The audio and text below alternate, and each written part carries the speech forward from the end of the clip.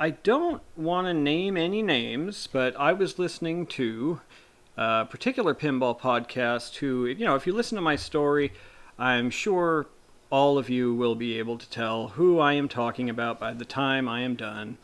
But I don't intend to throw shade. I'm not trying to do that. All I'm saying is that they were talking about a particular game and putting it over pretty big. Um, that particular game was, of course, The Godfather. And while they were talking about that game, um, somehow the entire conversation got steered away from what's good about The Godfather and what's bad about other games. And in particular, Jaws, our topic here tonight, the debate, or at least the conversation, or the intonation, or whatever you want to call it, was that Jaws is in fact a baby game. So I kind of took a little issue with this, mainly because, and I'm not saying it's not okay for him to just be better than me and better than all of us out there that really love the game. That's certainly not my point. But there are a lot of us out there that I think do find it challenging. I think that was their point, to buy more challenging games. And I just want to say that I didn't take his point wrong. There is, in fact, a Godfather, a real Godfather, not the wrestler Godfather, but a real Godfather where I go play pinball at 9 3/4 in SoCal. I have only put a little bit of time on the game. What I did put on it, I didn't like so much, mainly because I didn't understand the rules. I mean, that's a no-brainer. They even mentioned that when they were talking about it. But the truth of the matter is, I think what's challenging to me and what's challenging to you might not be challenging to other people, and vice versa. And for people out there who are still posting their 300 million point scores on Jaws up on the internet and saying it's a great accomplishment for them, people who are posting their 1 billion point scores and feel like pinball gods, I just want to say that you are the Pinball Underground. That's what we are. We are not the cream of the crop, but maybe we'll get there one day. But thank you for joining me on this journey. And if you're playing some Jaws, I hope you are enjoying it and don't think it's a baby game. Or at the very least, if you do, you've moved on and found something else that you do actually enjoy. So what are we here to talk about tonight? We're not here to throw shade or talk about anybody else. I just had to get that off my chest because I was listening to it in the car today, and man, hearing people just go on and on and on about how much they hate long playing baby games. It's driving me nuts when, half the time I can't put up 300 million, and I know most of you can't either. So welcome to the club. But yeah, we're here to talk about Pippet, which is the dog from the movie Jaws. The dog that you should be saving, even though you don't have to. You monsters out there, I know who you are, or at least you know who you are. I actually have no idea who you are. But the Pippet in the game, of course, is an insert, or it is an insert actually, but it's a reward for collecting all 3 of the fish finder targets, which actually now, ever since a recent update, does a couple of things. Hitting the 3 fish finder targets gives you lights Pippet at one of the lanes, so you can complete them, and it also gives you your machete. No, not that machete. There we go, that machete. And of course, machete is the goal, right? But going back to Pippet, there's a couple things that are nice about Pippet here. One of the things is that Pippet itself is worth 5 million, I believe, the first time. I'm trying to remember. See, this is the Pinball Underground way. We're never sure about anything. I'm trying to remember if Pippet is worth more on each time you collect it, but that could just be because sometimes I've collected it with the machete actually. So at the very least, I know a base of Pippet is worth 5 million. And what's kind of awesome is, typically speaking, unless you do things in odd ways, most of the time when you light Pippet, at the same time you are going to light your machete, right? And so you save the dog, and you already have a machete lit, unless you used it to collect Pippet, which again I just said At least the base value would get you 10 million. But if you have not used it to save Pippet, which is the smart move, then whoops, I'm fucking with shit. Then your Machete is going to be worth 2x next time you use it, because Pippet gives you an extra 1x to your Machete. Now, why am I going into great detail over the multipliers here that just have to do with Pippet and the Machete? And the reason is for that is that this is a very quick way to goose your numbers for a quick score. I was just playing before I decided to start the stream, and by doing just what I said, by hitting the fish finder targets, lighting Pippet, collecting Pippet, not using my Machete, and then holding off using my Machete until I closed my second beach, I was able to collect some. I think it was something like 60 or 70 million just for that one shot, which is a base of 15 million plus the percentage from your previous beach. So that right there is kind of the whole reason behind Pippet, right? Pippet is there to give you a very, very quick. Pippet's there to give you a very, very quick plus 1x to your Machete. And the best way I can think of to use Pippet is to go after the shot while you still can, because it is a hurry-up shot. It is a timed shot. So, save the pooch. Save it as quick as you can. That's going to be the best thing you can do to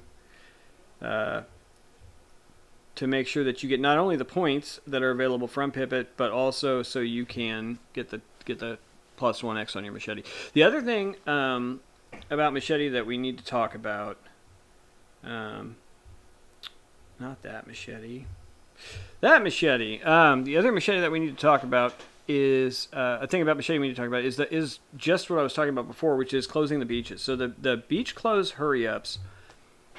Beach close hurry-ups are incredibly important if we're trying to do what we were talking about in the middle of last week, and what I failed horribly to do on Sunday, which while hilarious, also sucked. I was coming down with a really bad cold, and I had also tried to fidget with the leveling on my machine, which is not an excuse, but man, I could not focus to save my life on Sunday.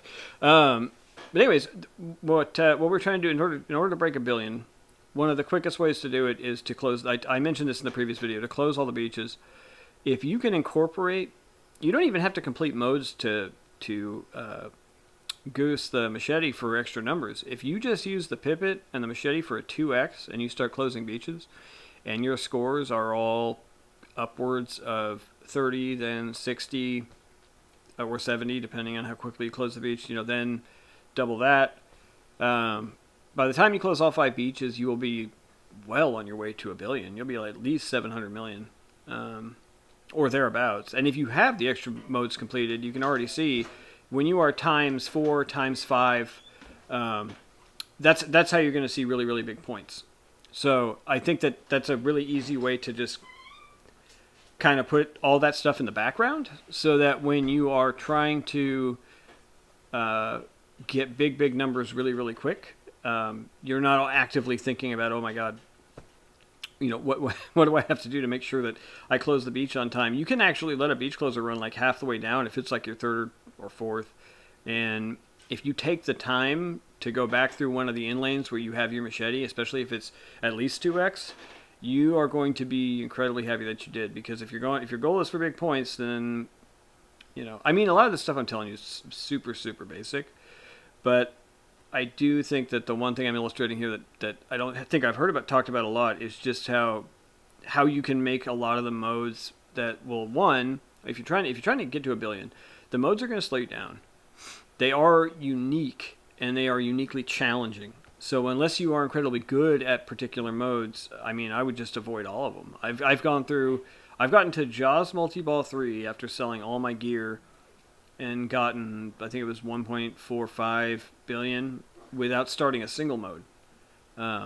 It's just one of the ways that I play, because when I'm trying to smash and grab points, it doesn't behoove me to slow down and try and start and finish modes. Now, another strategy that I use often when I'm playing for large points is to start modes and just ignore them, right? Like the shots are there, and if you make one, you can either decide to do whatever the mode tells you to do. I mean, the only mode that's going to tell you to do anything is pawns attack. But beyond that, you make the shot, you make the shot. Night swim's a good one to avoid though if you're not good at it, because your whole playfield's going to go dark. So it just makes the entire game harder if you're playing that way. So yeah, Pippet is, let's see here. What am I doing wrong? That's what I'm doing wrong. I keep going backwards. Pivot is an incredibly easy way, I suppose. It's kind of like, if you think of it like a mini mode, because it's just 3 shots that half the time you're going to make on accident anyway. I know most of the time for me, pretty much all the time for me, I either complete the fish finder targets as a result of, one, missing a quick shot to try and get the 3 fins for the extra ball, and also collect as much gear as I can. Or 2, if I'm going through my fish finder modes, which I haven't talked about fish finder modes yet, but that'll probably be something we do next week, unless I jump over to Lethal Weapon. I might talk a little bit about Lethal Weapon 3 next week, because it deserves a little bit of love. I've been kind of holding off because I ordered a color DMD and some other parts for it that I wouldn't mind installing before I stream it again. But those things are coming from Australia, and so I have no idea when they're going to get here. But now I've lost my damn point. But yeah. So in other words, thinking of Pippet as a mini mode. So like I said, so hitting the fish finder targets. The other way I do is by completing the fish finder modes. I just accidentally do it, and then the third way is accidentally, like just off the tip of the flipper, trying to hit the spinner lane, etc. Or just bailouts or dead passes that just go kind of wild. A lot of times I will, or definitely up the pop too. Man, that pop is in one of the most dangerous positions. I mean, I know that's the point, but god damn. Baby game? Did you turn your pop off? I'm just saying. Well, I guess this will be a short one, but we did talk about Pippet, we did talk about Machete, we did talk about other stuff. So, I don't know. I guess if you end up watching this and you have any questions or have any observations, especially, feel free to leave them in the comments down below. Like and subscribe. Always does the channel good. Yeah, and if you have any preferences over next week's topics, I could go over Lethal Weapon 3, or I could keep going into Jaws with the fish finder modes, and maybe the mini wizard modes as well. That could probably fill a little bit more time than I was able to fill tonight. So, yeah, that sounds good. Anyways, folks, where is this void? You honestly can't tell? Think right in front of the back of the arcade.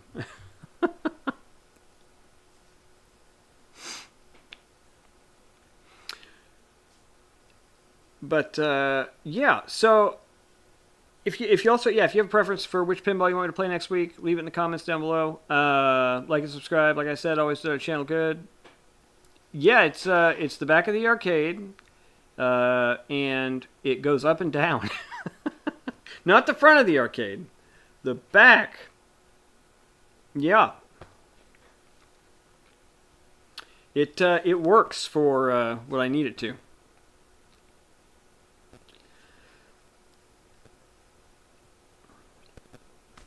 It's the it's the movie theater screen. It worked. It absolutely works fine for a blank void.